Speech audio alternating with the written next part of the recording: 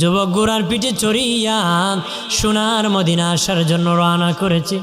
মধ্য রাস্তার মধ্যে বাবা পেরেশান হয়ে গেছে। একটু জিরানোর জন্য, রেস্ট নেওয়ার জন্য, বাবা বিশ্রাম নেওয়ার জন্য একটা খেজুর বাগানে প্রবেশ করেছি। খেজুর গাছের ছায়ার মধ্যে ঘুমে গেছি।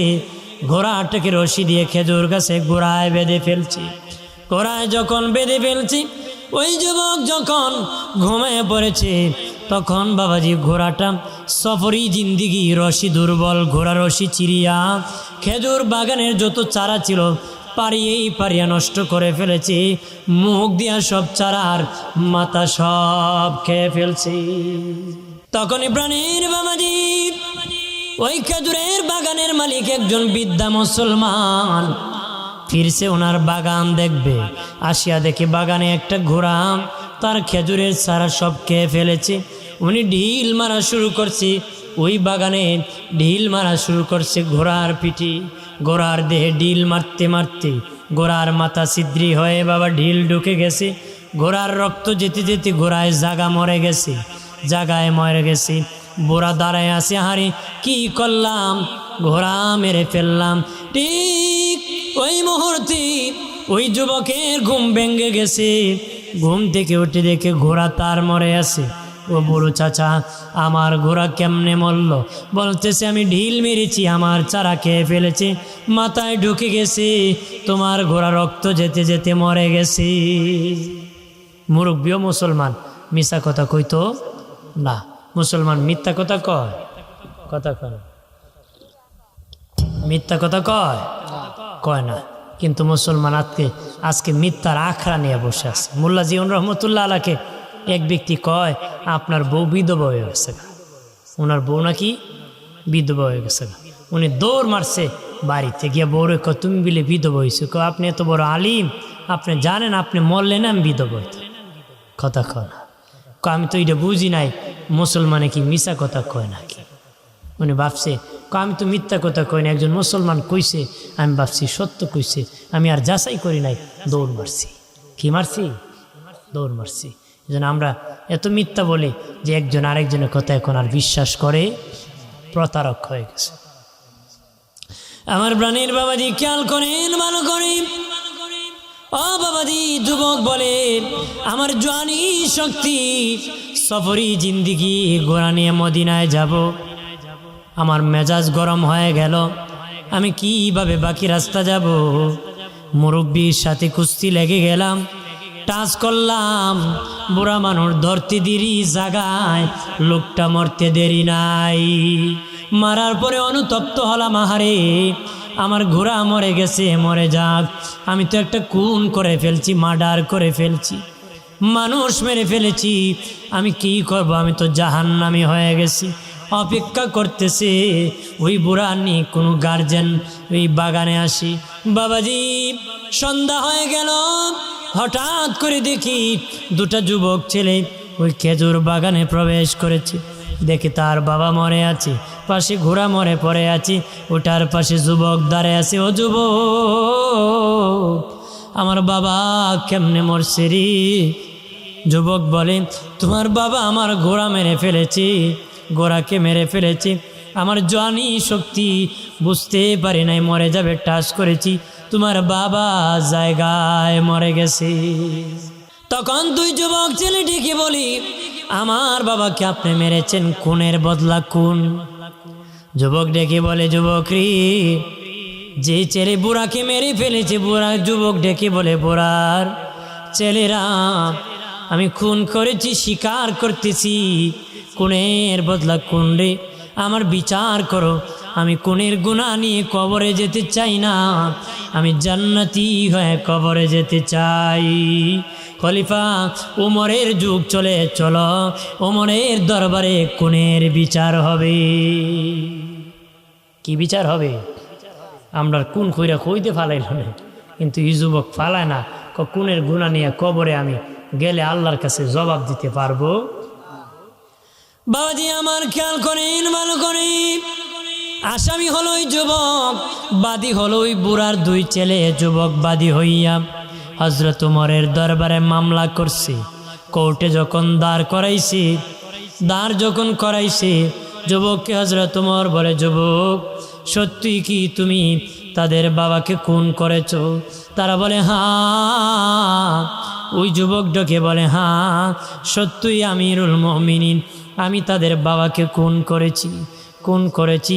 খুনের বদলা খুন, জি বিচার আদালতে সেই রায় দিয়ে দেন। হযরত ওমর বলে, বাবা খুনের বদলা খুন, তোমাকে এখন খুন করতে হবে রে। ঠিক আছে, আমাকে খুন করে ফেলেন, গর্দান উড়াইয়ে দেন। ঠিক যখন বাবাজি ওর গর্দান জল্লাদ উড়াইয়ে দিবে, ওই মুহূর্তে হযরত ওমর ডেকে বলেন, যুবক ফাঁসির আগে, তোমাকে শহীদ করার আগে, হত্যা করার আগে তোমার কোনো মনের আফসোস আসেনি? মনের কোনো চাহিদা আসেনি? আমরা দেশে ফাঁসির আসামিরে কয় না, তার ইচ্ছা পূরণ করে ফাঁসি দিতে হয়। কতক্ষণ ঠিক কিনা? ওই লোককে উনি জিগাইতেছে, তোমার কোনো ইচ্ছা আসেনি, কোনো চাহিদা আসেনি, পূরণ করা হইব। ওই এইরকম আরেক লোকরে হযরত ওমর কইছিলেন ওর ফাঁসি হয়ে যাবে, অর্থাৎ জল্লাদ তার কল্লা উড়াই দিবে। ওর আগে উনি কইছিল, এই তোমার কোনো ইচ্ছা আসেনি? আমার ইচ্ছা আছে, কিন্তু আপনি যে ওমর, আমার ইচ্ছা আপনি পূরণ করতে পারবেন না। হযরত ওমর কি ইচ্ছা তোর পূরণ করবো? না না, আপনি পারবেন না। না, আমি এক গ্লাস পানি খাই। কি খাইম? পানি খাইম। উনি এক গ্লাস পানি আনছে, দিছে, এক গ্লাস পানি কি দিছে। তো উনি হাতে নিয়ে না আমি খাইতাম না। তুমি যে গরম, আমি মুখে দেওয়া মারতই তুমি আমার মাথাটা উড়াই দিবা, ফুল পানিটা খাইতে দিবা না। না বলছি তোরে খাইতে দিবে। এমনি হবে না, কসম কেটে বলতে হবে। কি কেটে বলতে হবে? কসম কেটে বলতে হবে। তেমনি হযরত ওমর রে ওই আসামি জেনার মাথা উড়াইব, কয় আমার সাথে সাথে কই ওমর সাদিল্লা তো গ্লাসে ধইরা কইতেছে, এই পানি। ওমর কয়, পানি যতক্ষণ তুমি না খাইবা, অর্থাৎ এই গ্লাসের পানি যতক্ষণ তুমি না খাইবা, তোমারে ততক্ষণ আমরা হত্যা করব না। এই মর্মে আমি কসম কাটছি, ওয়াদা করছি। কি কাটছে? এমনি কি করছে, পানিটা লুই মাটিতে ফেলে দিছে। মাটিতে কি ফেলে দিছে? ওমর তুমি তো কইছিলে এই গ্লাসের পানি আমি না খাইলে আমারে ফাঁসি, আমারে হত্যা করবা না। এখন তো আমি পানি ফেলে দিছি, খাইলাম না, এই পানি তো আর পাইবা না, এখন কি করবো? হযরত ওমর কই, ইসলাম সুন্দর, আমি ওয়াদা করেছি তোকে আর কতল করা হবে না, নিশ্চিত করাই হবে না। আর জোরে কর। ওই যুবক দেখি বলি, আমিরুল মুমিনিন, আমার দুটা ইচ্ছা গো। এক নম্বর ইচ্ছা, বাড়ির পাশে এক ইহুদির দোকান থেকে বাকি খেয়েছিলাম, ওই লোকের পাওনা আছে, আমি যদি সেখানে কতল করে দেন, তার পাওনা তো দুনিয়ায় দিতে পারবো না। কিয়ামতের দিন তা আমার বিপক্ষে মামলা দিবে, আর যতদিন বেঁচে যাবে সে বলবে মুসলমান বেঈমান, টাকা বাকি নিয়ে টাকা দেয় না। এটা ইসলামের কলঙ্ক হবে। আমিরুল মুমিনিন আরেকটা হলো, আমি আমার মায়ের কাছ থেকে দুধের মাপটা নিয়ে আসব। আমার মা আমার বড় আদর করে লালন পালন করছে, কোলে নিয়েছে, দুধ পান করাইছে। আমি তো ইন্তেকাল হয়ে যাব, কতল হয়ে যাব।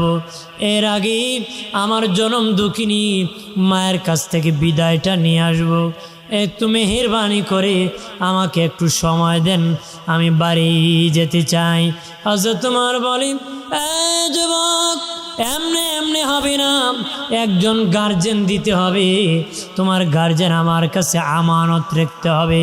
যদি না রাখো, তুমি যদি চলে যায় না আসো, তাহলে আমি কি জবাব দিব বাদীর কাছে? আমি বাদীর কাছে কেমনে জবাব দিব? তুমি তোমার একজন গার্জেন রেখে দিতে হবে। হযরত ওমর বলেন, না না, কোনো গার্জেন আমার নাই মক্কায়, এই মদিনায় কোনো আত্মীয় নাই, কোনো পরিচিত নাই, আমার গার্জেন হবে। হযরত ওমর বলেন, তাহলে হবে না রে, আর তোমাকে সাহাবী পাহারাদার দেওয়া যাবে না। কম পাহারাদার দিলে হয়তো তোমার এলাকায় যাইয়া সাহাবী তুমি হত্যা করে ফেলে দিতে পারো, আর বেশি দেওয়ার সুযোগ নাই, অনেক কাজ আছে, দেওয়া যাবে না। কি করতে হবে? এই মুহূর্তে তোমাকে হত্যা করে দিতে হবে, ছাড় দেওয়া যাবে না। সে ডেকে বলেন, আমিরুল মুমিনিন এই মদিনায় আমার কেউ নাই, আমার জামিনদার তো কেউ হবে না, আমাকে কতল করে দেন, যেহেতু কেউ জামিনদার হবে না। এমনি বাবাজি জল্লাদ যখন রেডি হয়ে গেছি ওই যুবকের গর্দান উড়াইয়া দিবে, মজলিস থেকে একজন সাহাবী দাঁড়াইয়া বলে, আমিরুল মুমিনিন খলিফাতুল মুসলিমিন, আমার ভাই ওই যুবক 350 মাইল দূর থেকে এসেছে গো আমিরুল মুমিনিন। ওগো আমিরুল মুমিনিন, আমার ভাইয়ের দুটো ইচ্ছা, ইহুদির দোকানের বাকিটা আদায় করে দিবে, মায়ের কাছ থেকে দুধের ক্ষমা আনবে, কিন্তু সুযোগ নাই, তার কেউ গার্জেন না গো আমিরুল মুমিনিন, আমার ভাইকে ছেড়ে দাও, আমি আবু যার গেফারি আমার ভাইয়ের জামিনদার হয়ে গেছি। নবীর একজন সাহাবী নাম আবু যার গেফারি চাদর মুড়া দিয়ে নবীর কাছে বসে আছে, একদম মুখ টুক ঘুইরা। জিবরিল আয় কো নবী, এটা আপনার সাহাবী আবু যার গেফারি না? নবী কো জিবরিল তুমি চিনো নাকি? জিবরিল কো শুধু আমি চিনি না, আসমানের ফিরিস্তরাও চিনি। সুবহানাল্লাহ কর না, আর জোরে কর। বাবাজি খেয়াল করেন, ভালো করে। ও বাবাজি, হযরত তোমার ডেকে বলে, আবু যার তুমি কি, তোমার কি সে পরিচিত লোক? কয় না। কোনো আত্মীয় হয় নাকি? কয় না। না। কেন তুমি জামিনদার হবারে? কারণ তোমার জামিনদার হওয়ার পরে ওই ছেলেকে আমি ছেড়ে দিব, ওই ছেলে যদি না আসে নির্ধারিত সময় তোমাকে কতল করা হবে, ওর বদলা তোমাকে কতল করা। সে ডেকে বলে, আমিরুল মুমিনিন, আমি বুঝি শুনি জামিনদার হতেছি, আমার ভাইকে ছেড়ে দেন, ভাই যদি না আসে আমাকে কতল করে দিবেন, কতল করে দিবেন। হযরত ওমর বলে, ও আবু যার, কেন রে এত বড় রিস্ক নিয়ে জামিনদার হল? আবু যার গেফারি বলি, আমিরুল মুমিনিন, আল্লাহ নবী বলেছেন মুসলমান মুসলমান ভাই ভাই, যদিও তার সাথে রক্তের সম্পর্ক নাই, তার সাথে আমার কালেমার বন্ধন আছে, কালেমার বন্ধন আছে, তার সাথে আমার কালেমার বন্ধন আছে। আমি আমার ভাইয়ের পরিচয় লাগবে না, মুসলিমই তার পরিচয়, আমি তার জামিনদার হয়ে যেতেছি। কারণ হাসরের মাটি আল্লাহ নবীকে বলবো, যদি সে না আসে, আমার যদি কতল হতে হয়, নবীকে বলবো, আল্লাহ তোমার উম্মতকে সাহায্য করতে যাইয়া আমি আবু যার জীবন দিয়েছি, আল্লাহ গো তোমার নবীর উম্মতকে সাহায্য করতে জীবন দিয়েছি, সেদিন হয়তো মদিনার নবীর উম্মতকে দুনিয়ায় সাহায্য করার কারণে, সহযোগিতা করার কারণে আমার মদিনার নবী সুপারিশ করে আমাকে জান্নাতি বানাবি। আর জোরে কর। হযরত ওমর ডেকে বলে, যুবক রে, যুবক চলে যাও বাড়ি, আগামী মাসের প্রথম জুমাবারে তুমি মসজিদে হাজির থাকবা, জুমার পরে তোমার বিচার হবে। বাদী দুই যুবককে হযরত ওমর বলে, আগামী মাসের প্রথম জুমাবারে তোমরা হাজির হবা, তোমাদের বাবার খুনির বিচার হবে। ঠিক পরের মাসের প্রথম জুমাবারে বাদী উপস্থিত হয়েছে, মুসল্লিয়ান জনগণ উপস্থিত হয়েছে, কিন্তু ওই যুবকের খবর নাই, ওই যুবক আসে না। মানুষ হযরতি আবু যার গেফারিকে ডেকে বলে, আবু যার তুমি তো জামিনদার হইছো যুবকের, ওই যুবকের খবর নাই। আমিরুল মুমিনিন খলিফাতুল মুসলিমিন আমার ইবনুল খাত্তাব বাবাজি খবর পাঠাইছেন, আবু যার শেষ বিদায় নিয়ে আসো, আজকে তোমার শেষ দিন, ওই লোক যদি না আসে তোমাকে কতল করা হবে। হযরত আবু যার বলেন, আমিরুল মুমিনিন আমি প্রস্তুতি গ্রহণ করেছি, আমার নবীর উম্মতের জন্য আমি জীবন দিতে রাজি হয়ে গেছি। আরো জোরে কর। বাবাজি খেয়াল করেন, ভালো করে। জুমার মসজিদে আজান হয়ে গেল, হযরতে আবু যার মসজিদে নববীতে প্রবেশ করলেন, হযরত ওমর খুতবা পাঠ করলেন, নামাজ শেষ হলো, বিচারকের চেয়ারে বসে গেলেন, আদালতে বিচার শুরু হয়ে গেল। খবর নাই বাবাজি, রায় দিয়ে দিলেন আবু যার গ্যাপারির মাথা উড়ায় দেওয়া হবে গো। হযরত ওমর ফারুক চোখের পানি ছেড়ে কান্দে, জীবনে অনেক পাপীর বিচার করেছি, আজকে নির্দোষ একটা লোকের বিচার করতে হবে। জল্লাদও কাঁদে, কত পাপীর মাথা উড়াইলাম, আজকে বুঝি একটা জান্নাতি মানুষের মাথা আমার উড়াইতে হবে। এই বলে কান্না করতেছে। হযরত ওমর কান্দে, সারা মদিনার মানুষ, যুবক তরুণ বৃদ্ধ মহিলা পুরুষ নারী পুরুষ সবাই কান্না করতেছে। আরে একটা ভালো মানুষকে আজকে কতল করা হবে। ঠিক ওই মুহূর্তে একটা যুবক আসিয়া জল্লাদ কতল করিও না, বহু দূর একটা ঘোড়ার দৌড় দেখা যাচ্ছে। আর জোরে কর আরে জল্লাদ দাঁড়ায় যাও, বহুদূর একটা ঘোড়া, ধুলা উঠতেছে, দূর থেকে দেখা যাইতেছি। আল্লাহু আকবার বল না। কিছুক্ষণ অপেক্ষা করার পরে সত্যই দেখা যায় ওই যুবক হাজির হয়ে গেছে। যুবক আসিয়া আমিরুল মুমিনিন, খলিফাতুল মুসলিমিন, আমি দেরি করে ফেলেছি, বেয়াদবি করেছি, মরুভূমির রাস্তা, আমার উট দুর্বল, ঘোড়া দুর্বল, ওই রাস্তার মধ্যে বেকায়দা পড়িয়া আসতে সময় মতো আমার লস হয়ে গেছে। ওগো আমিরুল মুমিনিন, আমার ভাই আবু যারকে ওই কাঠগড়া থেকে নামাইয়া ওই যে জায়গার মধ্যে কতল করা হয় সেই জায়গার থেকে নামাইয়া আমি যুবককে সেই জায়গায় উঠে দাও। হযরতে ওমর ওই যুবককে সিনায় জড়িয়ে ধরিয়া চোখের পানি ছেড়ে কান্নায় ভেঙে পড়ে কই, যুবক রে, ও যুবক, তুমি 350 মাইল দূর থেকে আসছো জান্নাতি হওয়ার। যুবক রে, তুমি জানো আসার পরে তোমার গর্দান উড়াইয়া দেওয়া হবে, তারপরও তুমি খুনের গুনাহ নিয়ে কবরে যাবা না রে। বাড়ি থেকে রওনা হইছ, বেহেশতি হয়ে তুমি কবরে যাবা। ও যুবক, যখন তুমি বাড়ি থেকে বের হইছ তখনই আমার আল্লাহ তোমার খুনের গুনাহ ক্ষমা করে দিছি। যুবক রে, যুবক, যে লোকটা খুন করিয়া বাড়ি যাইয়া একা একা 350 মাইল দূর থেকে ফিরতে পারে, নিজে জানে তার গর্দান উড়ে যাবে, ওই যুবক ইচ্ছা করে আমার বাবারে ওই বৃদ্ধারে মারতে পারে না। হযরত ওমর বলেন ওই বৃদ্ধাকে মারতে পারে না।